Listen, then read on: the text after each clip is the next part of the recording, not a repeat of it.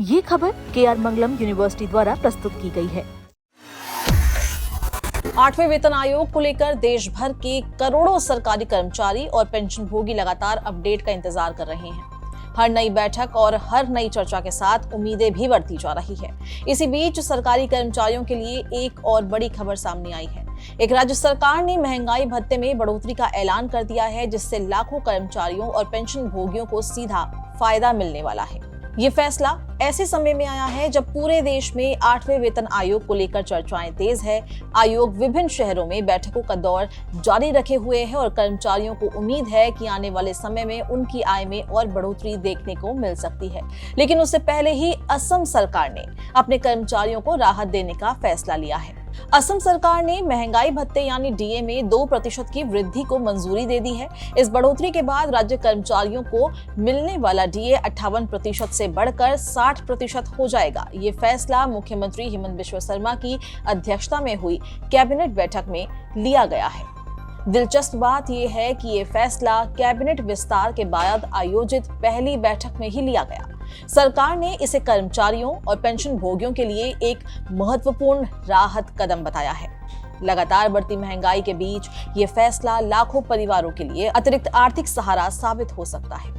असम सरकार के इस निर्णय का लाभ केवल वर्तमान कर्मचारियों तक सीमित नहीं रहेगा। पेंशनभोगी, पारिवारिक पेंशनभोगी, असाधारण पेंशन प्राप्त करने वाले लोग और अनुकंपा के आधार पर पारिवारिक पेंशन पाने वाले लाभार्थी भी इस बढ़ोतरी का फायदा उठा सकेंगे। सरकारी आंकड़ों के अनुसार इस फैसले से 8 लाख से अधिक कर्मचारी और पेंशनभोगी लाभान्वित होंगे, यानी राज्य के लाखों परिवारों की मासिक आय में कुछ न कुछ बढ़ोतरी देखने को मिलेगी। वहीं मुख्यमंत्री हेमंत बिश्व शर्मा ने कैबिनेट बैठक के बाद ये जानकारी देते हुए कहा कि सरकार ने महंगाई भत्ते में 2% की बढ़ोतरी करने का निर्णय लिया है।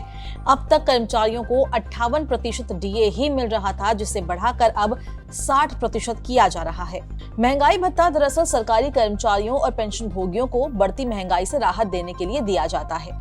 बाजार में वस्तुओं और सेवाओं की कीमतें बढ़ने पर कर्मचारियों की क्रय शक्ति प्रभावित होती है। इसी प्रभाव को कम करने के लिए समय समय पर डीए में संशोधन किया जाता है। सरकारी कर्मचारियों के लिए डीए केवल एक अतिरिक्त राशि नहीं, बल्कि उनकी मासिक आय का महत्वपूर्ण हिस्सा बन चुकी है। जब भी डीए बढ़ता है, कर्मचारियों के हाथ में आने वाली सैलरी में बढ़ोतरी होती है।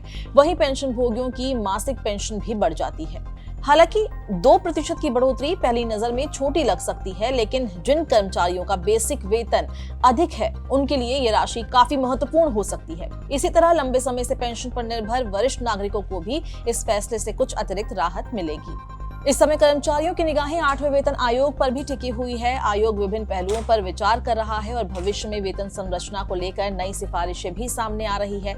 ऐसे माहौल में डीए में बढ़ोतरी की ये घोषणा कर्मचारियों के लिए सकारात्मक संकेत मानी जा रही है। असम सरकार के इस फैसले के बाद राज्य कर्मचारियों को अब उनके मूल वेतन का 60% महंगाई भत्ते के रूप में मिलेगा। इससे उनकी कुल मासिक आय में वृद्धि होगी और बढ़ती महंगाई का बोझ कुछ हद तक कम करने में सहायता मिलेगी।